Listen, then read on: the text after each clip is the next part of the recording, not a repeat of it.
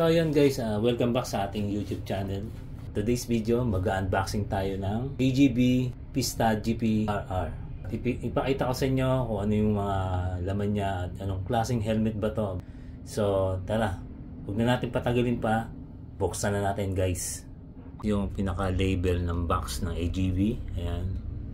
May makita kayong QR code. Itong sticker na ayan, parang nag-iba kulay, hologram. Then nakalagay dito Pista GP-RR AGB E2206 DOT MPLK. So ibig sabihin niya latest model yan.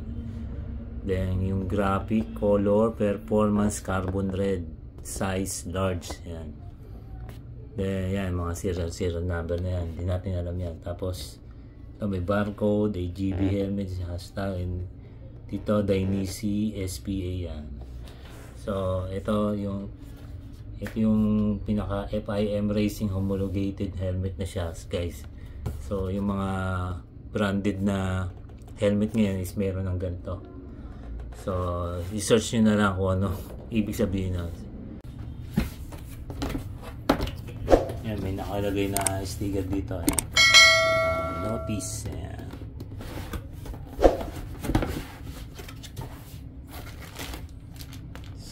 Ayun, ito yung nakalagay sa loob. Itong silicone oil. Ito parang takip yata ito sa hose. Ito yung pinaka pambara sa tenga. Ayan. Yung pag, alam ko, nilalagay sa loob ng tenga niya para hindi ka mabingi or ano. As ito naman is para dun din sa hose. Para sa pag-inom ng tubig din. Ito yung takip sa may airflow niya sa taas. Ayan. As mga manual yan. Tapos ito another adaptive pit. So parang extra pad yan sa nilalagay sa loob ng padding ng helmet. Yan. Extra pads. Then hindi nawawala ang pin lock. Yan. Para sa anti-fog. Then ito yung tear oak.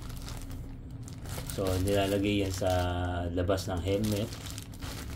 Then pagka ano na tinatanggal na lang pag madumi or may tubig ganyan. Then ito yung ating helmet.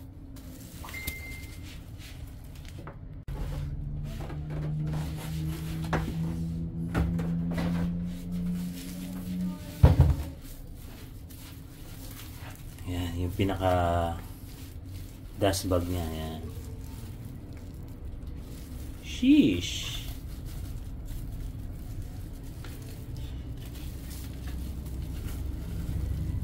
May AGB yan.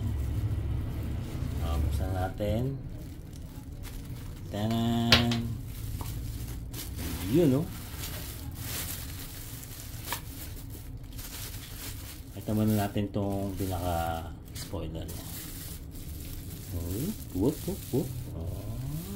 Ayun, no? Naka-plastic pa yan, guys.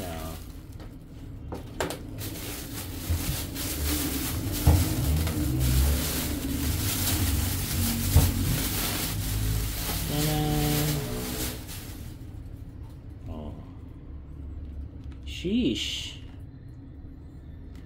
Racing replica. Ayan. Carbon Lodi.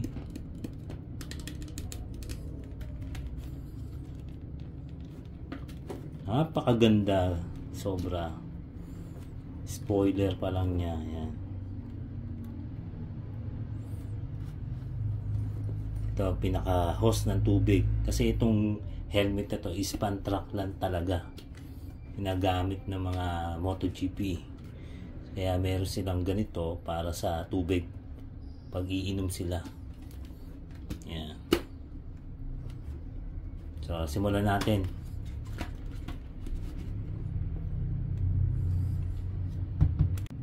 So dito guys sa pinakalikod niya spoiler is may nakalagay na sticker na DOT AGB of 53H, then FMBSS number 218 certified. Size niyan is large, 59 to 60 cm. So ako large ako sa ibang brand, pero pagdating sa HJC XL kasi Asian Fit ang size ng HJC, yun ang sabi nila, medyo +1 ka doon sa HJC. Itong helmet pala na to is Eurofit, medyo malit siya ng konti sa Asian Fit, guys. Ayan. So ito yung kanyang pinaka harapan, yan logo niya, hindi nyo siya masasalat, guys. Yan, nakabaon kung sticker man to. Yan. Then ito yung pinaka airflow niya, sa gitna. Yan, may takip yan, yung nando sa may kasama ng manual. Then dito, yan, sa harapan niya is meron din siyang butas, pasukan din ng hangin, guys. Tapos meron ditong yan, may logo ng AGB, parang goma o plastic. Tapos ito, guys, ito yung bukasan ng helmet. Pindutin nyo lang yan. Yan, bumasa yan. Ito may lock yung pinaka lens niya. Yan. Yan, nakalock yan. Pwede nyo po siya ibaon. Kung gusto nyo ganyan, yung gusto, para hindi mag-moist yung ano mo, is nakabukas kung may kunting hangin na pumapasok. Ang napansin ko lang dito, unlike sa ibang helmet, guys, is walang gear dito.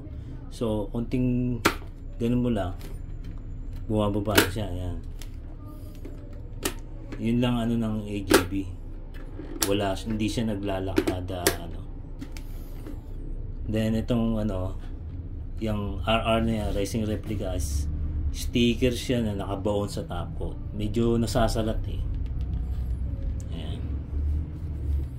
Tapos dito may sticker na made in Italy. Ayan. Tapos itong spoiler niya, naka tornilyo, naka screw sa gilid, sa gitna, dito. Ayan. So napapalitan naman yan, guys, na tatanggal. At yun nga, mayroon pa ditong air duct. Yan, labasan naman siya ng hangin, guys.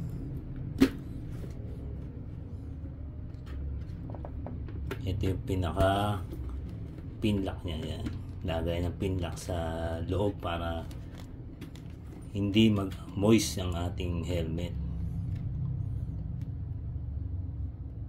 So guys, dito naman sa pinaka-ilalim, yan, may makita kayong hose. Pwede nyo naman siya tanggalin, depende sa inyo kung gusto nyo tanggalin. Then naka double D-ring na rin siya, titanium yan, guys. Ayan, may nakalagay na titanium AGB, yan. Double D-ring na yan. Tapos dito is mayroong QR code na label. Ayan. Tapos dito meron siyang yung parang etiketa na Italy yung kulay niya. Ayan. Then dito sa isa is yan, mayroon kayong makikita ang ganitong label. Ayan. May QR code pa. Ayan. Talagang legit na legit. Tapos yung production niya is kailan siya ginawa. Yan, manufactured. Tingnan, lapit natin. February 2023 yan. So talagang ano, latest siya. Latest yung pagkakagawa dito. Tapos ayan, ito yung pinupull, emergency pull, yan, rescue pull. Pag tinanggal nyo yan, matatanggal na yung pinaka-cheek pad niyan. Ito yung naman yung chain curtain nya, yan. Tapos pinakaloob.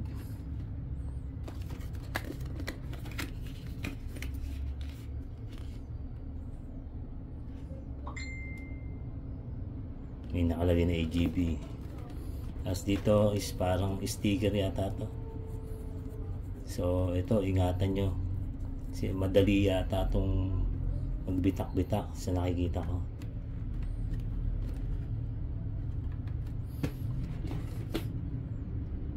Ayan, yung pinaka-design niya, guys. Ultra Vision. Ayan. Medyo wide siya. 190 degree, 85 degree. Then 360 at adaptive fit. Ayan. Tapos na siya na FIM Racing Homologated Helmet. Ayan. 100% carbon, guys. Sobrang gaan niya. Tingnan natin kung ano nakalagay dito. Walang nakalagay, guys, na kung ano yung timbang. O ito yata 738 or 712 712. Basta may talagang magaan siya, guys. Tapos yung lens niya, guys, mapapansin nyo mayroong AGB dyan nakaukit. Doon siya naka-locate sa gilid para makita yung original yung lens. Dito is may sticker siya, yan, na AGB. Dali lang tanggalin yung na ito, guys. Yung lens. Ko inaano lang to. Ibababa nyo lang to. Yun, matatanggal nyo na. Ganda, guys. Tapos ito, guys, titanium to, pinaka airflow nya, air duct.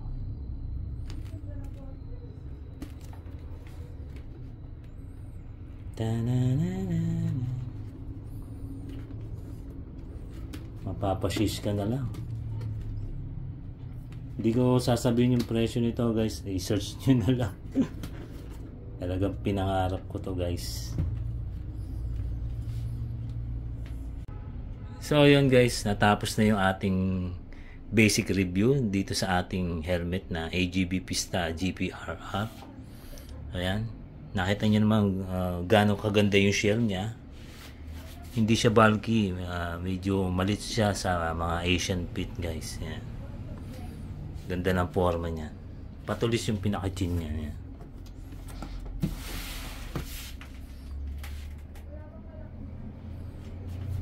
So maraming AGB na pista, iba-ibang modelo, guys.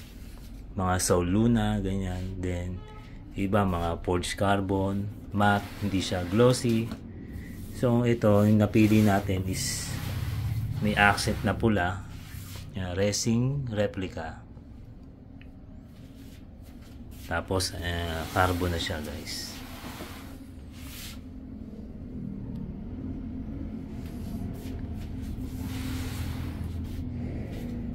So yun lang, guys.